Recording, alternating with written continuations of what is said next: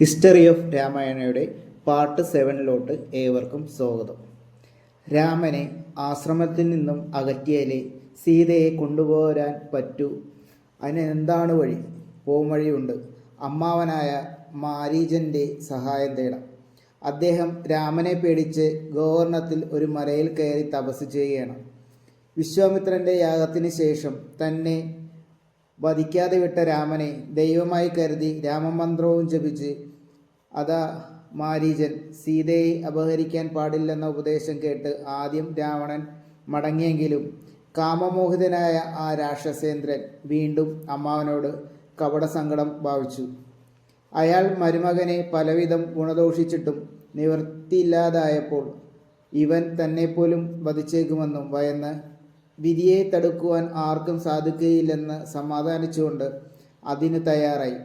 ഇവൻ്റെ കൈകൊണ്ട് മരിക്കുന്നതിലും ഭേദം രാമബാണമേറ്റ് മൃതിയടങ്ങുന്നതാണെന്ന് മാരീചൻ നിശ്ചയിച്ചു. രാവണൻ്റെ നിർദ്ദേശപ്രകാരം മായാവിയായ മാരീചൻ സ്വർണവർണ്ണത്തിൽ വെള്ളപ്പുള്ളികളോടുകൂടിയ ഒരു മാനിൻ്റെ രൂപം ധരിച്ച് പഞ്ചവടിയിലേക്ക് പോയി.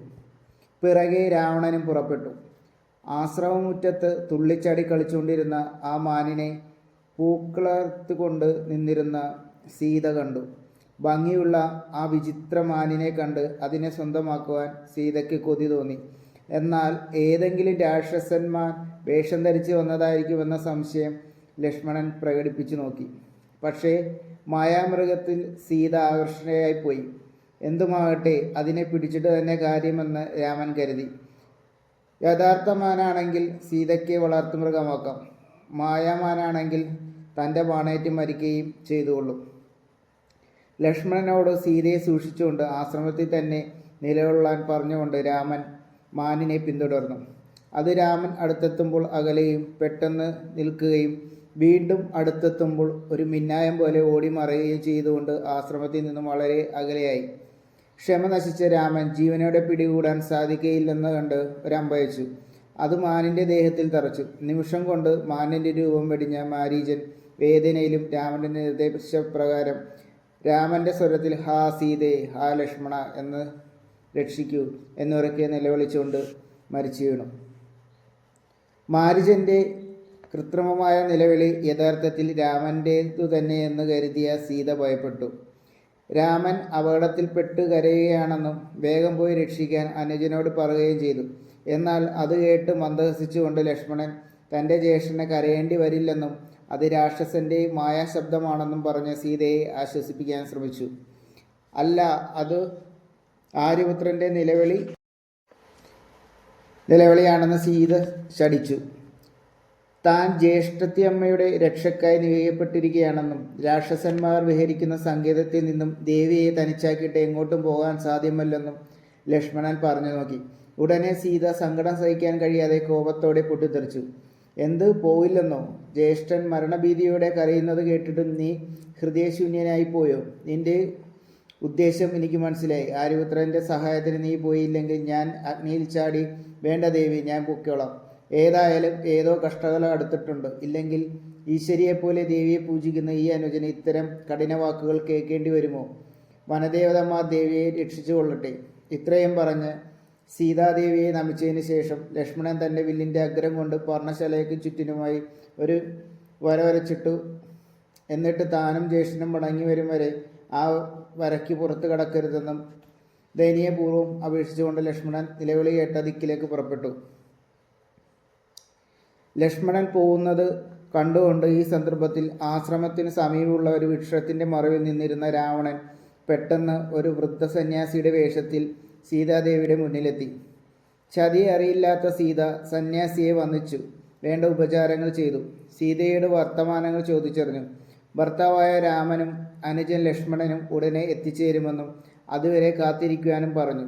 സീതയെ തനിച്ചാക്കിയിട്ട് വേട്ടയ്ക്ക് പോയ ആ മനുഷ്യന്മാരുടെ കൂടെ ഇനി താമസിക്കേണ്ടെന്നും ശക്തികൊണ്ട് ദേവന്മാരെ കൂടി അടിമളാക്കിയ രാവണൻ മാത്രമേ സീതയ്ക്ക് ഭർത്താവായിരിക്കാൻ യോഗ്യനായിട്ടുള്ളൂ എന്നും രാവണൻ വല്ലാതെ പ്രേമിക്കുന്നുണ്ടെന്നും തൻ്റെ കൂടെ ഉടനെ പുറപ്പെട്ടുകൊള്ളാനും തപസ്യ അറിയിച്ചു.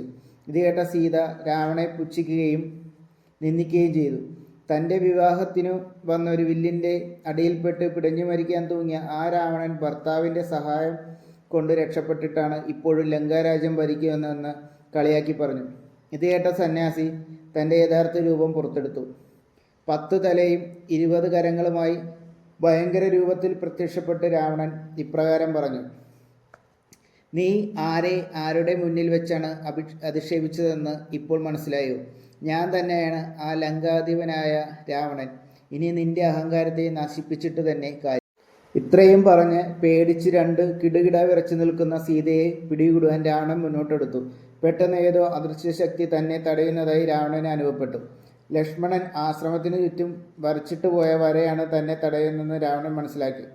കൈലാസമെടുത്ത് അമ്മാനമാടാൻ ശ്രമിച്ച രാവണന് സീത നിൽക്കുന്ന ഭൂഭാഗത്തോടൊപ്പം സീതയെ പൊക്കിയെടുക്കാൻ അധികം ആലോചിക്കേണ്ടി വന്നില്ല. സീതയെ ബലം പ്രയോഗിച്ച് പിടിച്ചു വലിച്ച് അടുത്ത ഒരു കാട്ടിൽ മറച്ചു വെച്ച് തയ്യാറാക്കി നിർത്തിയിരുന്ന പുഷ്പക വിമാനം തേരിൽ കയറ്റി ലങ്കയിലേക്ക് പുറപ്പെട്ടു. സീതാദേവിയെ രാമലക്ഷ്മണരെ വിളിച്ച് ഉറക്കെ കരഞ്ഞെങ്കിലും ഒരു ഫലവും ഉണ്ടായില്ല. ആരും ഒരുവിധ സഹായത്തിനും ഉണ്ടായില്ല. വിമാനം തെക്കോട്ട് പോയിക്കൊണ്ടിരുന്നു.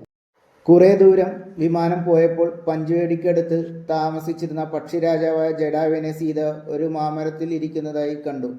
സീതയുടെ കരച്ചിൽ കേട്ട് മയക്കത്തിൽ നിന്നുണർന്ന ജടായു പറന്നെന്ന് രാവണന്റെ പോക്കിനെ തടഞ്ഞു. താൻ ജീവനോടെ ഇരിക്കുമ്പോൾ സുഹൃത്തിൻ്റെ പുത്രഭാര്യയെ കൊണ്ടുപോകാൻ അനുവദിക്കില്ലെന്നും പറഞ്ഞ് തൻ്റെ കൊക്കും നഖങ്ങളും ഉപയോഗിച്ച് ആക്രമിച്ചു.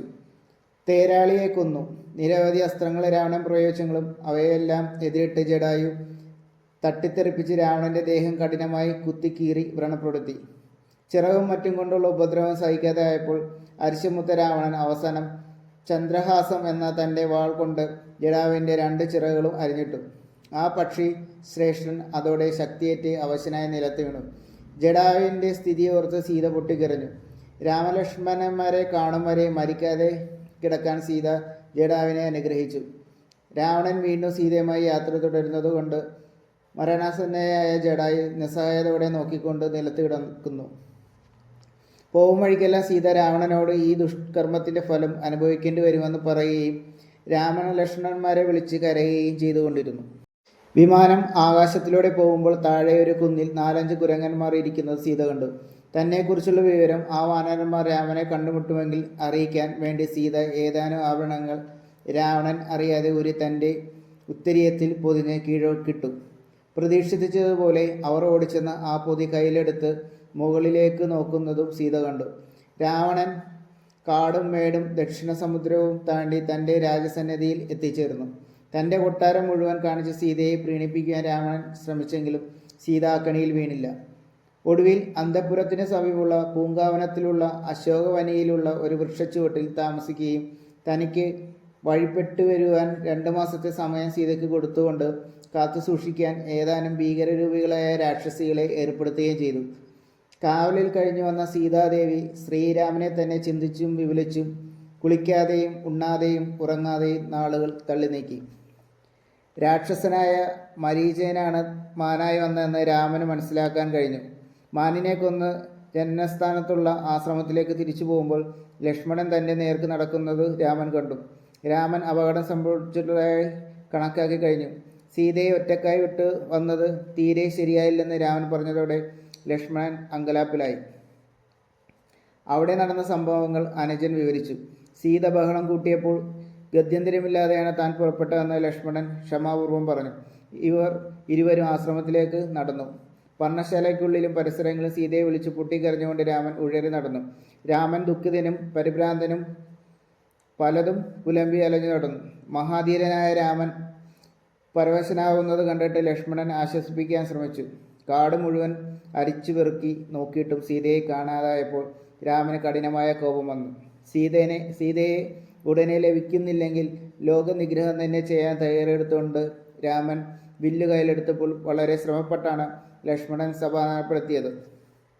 ദുഃഖം കൊണ്ട് മങ്ങിപ്പോയ ആ മനസ്സ് സീതാവിരഹത്തിൽ ലോകം തന്നെ നശിപ്പിക്കാൻ ശ്രമിക്കുന്നത് തെറ്റാണെന്നും യഥാർത്ഥ തെറ്റ് തന്നെ കണ്ടുപിടിച്ചാണ് ശിക്ഷിക്കേണ്ടതെന്നും അനുജൻ വിനയപൂർവ്വം ഉണർത്തിച്ചത് കേട്ട രാമൻ ഒന്ന് തണുത്തു. തൻ്റെ ബുദ്ധിക്ക് മാന്ദ്യം നേരിട്ടതുകൊണ്ട് ഇനി സീതയെ അന്വേഷിച്ച് കണ്ടെത്തേണ്ട മാർഗം അനുജൻ തന്നെ കണ്ടെത്തണമെന്നും രാമൻ പറഞ്ഞു. ലക്ഷ്മണന്റെ ഊഹമനുസരിച്ച് ശ്രീരാമൻ വീണ്ടും കാട് മുഴുവൻ പരിശോധിക്കാൻ പുറപ്പെട്ടു. സീതയെക്കുറിച്ച് എന്തെങ്കിലും തുമ്പ് കിട്ടാതിരിക്കില്ലെന്നാണ് അനുജന്റെ വിശ്വാസം. സീതയെ ആരോ അപഹരിച്ചു കൊണ്ടുപോയതായിരിക്കാനേ വഴിയുള്ളൂ എന്നും അവർ മനസ്സിലാക്കിയിരുന്നു. അവർ സീതയെ തിരഞ്ഞുകൊണ്ട് കുറേ ദൂരം പോയപ്പോൾ ചോരയിൽ കുളിച്ച് സംസാരിക്കാൻ കൂടി നിവൃത്തിയില്ലാത്ത ചില ജഡാവിനെ കണ്ണുകൂട്ടി. രാക്ഷസരൂപത്തിൽ കിടക്കുന്ന പക്ഷി ശ്രേഷ്ഠന്റെ നേരെ അമ്പ് തൊടുക്കാൻ ശ്രമിച്ചുകൊണ്ട് ശ്രീരാമൻ പറഞ്ഞു, ആ രാക്ഷസനായിരിക്കും എൻ്റെ സീതയെ കൊന്ന് ഭക്ഷിച്ചിരിക്കുക. അന്ത്യശ്വാസം വലിക്കുന്നതിനിടെ ജഡായു പറഞ്ഞു, രാമ, എന്നെ കൊല്ലണ്ട, ഞാൻ താനെ മരിച്ചുകൊള്ളൂ. രാവണൻ എന്നെ വെട്ടിവീഴ്ത്തി സീതയും കൊണ്ട് തെക്കോട്ട് പോയിട്ടുണ്ട്. ഇത്രയും പറഞ്ഞ് ജഡായു മരിച്ചു. മിത്രത്തെ ശത്രുവായി കരുതിയാൽ രാമൻ ഖേദിച്ചു. രാമലക്ഷ്മണന്മാർ ആ പക്ഷി ശ്രേഷ്ഠന്റെ മൃതദേഹം ദഹിപ്പിച്ചു. അന്ത്യകർമ്മങ്ങളും നടത്തി.